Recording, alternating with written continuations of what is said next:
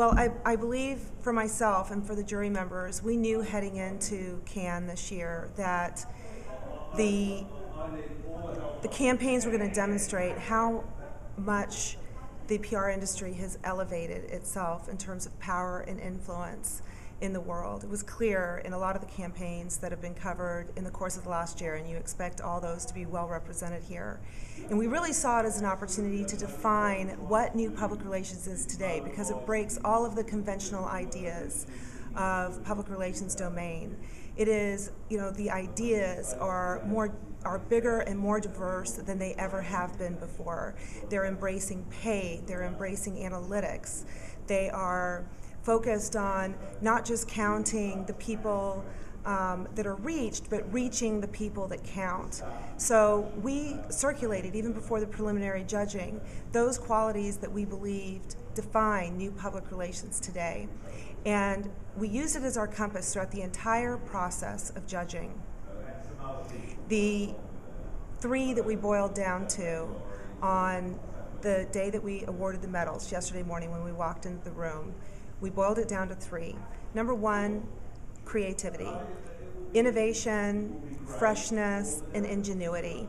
And judging on what we had seen and been talking about over the course of the week, we agreed that the creativity gap between public relations agencies and the other kinds of agencies was officially closed. That was never really an issue. Our discussions were never about whether this was creative enough. There were so many. And then number two would be earned trust through influence powered by authenticity. And those words, trust, influence, and authenticity, have been traditionally public relations domain. But now it has just taken on so much more importance because authenticity is the ultimate driver. It is what moves people. The authenticity of communications, the authenticity of spokespeople, the authenticity of the idea. And that is primarily where public relations really shines. So as part of that, we were very fixated on programs where it was PR by design, meaning that public relations was prioritized in the strategic planning process. It was not as just an outcome or a consequence of the campaign. So this was a very important differentiator, and there were so many great campaigns where that was the case, so we were spoiled for choice.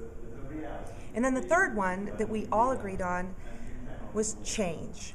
So change could be behavioral, change in conversations, in minds, in lives, in societies, in laws, all kinds of change. That is really, again, the badge of a public relations powered campaign. And then ultimately, we ask the question every time, why does it matter? Why does it matter? So going back to the Grand Prix and the choice of Like a Girl for the Grand Prix, there are many golds, and if you study the winners of the golds, you can see how well we defined our criteria and how those shine in the choices that were made. But there was a lot of discussion over those choices, and ultimately there was very clear consensus over Like a Girl's power to do all of the things that I just mentioned, to be highly creative. It was so original. A lot of that originality was driven by an insight. It was a very key insight, relative, very closely aligned with the brand and the products that the brand represents. And it started with a very bold PR idea in the beginning, which is a social experiment.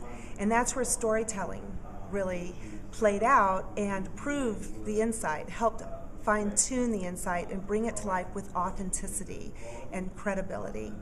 And at the core of it is not just a human truth, but a cultural truth, and it transcended boundaries. When we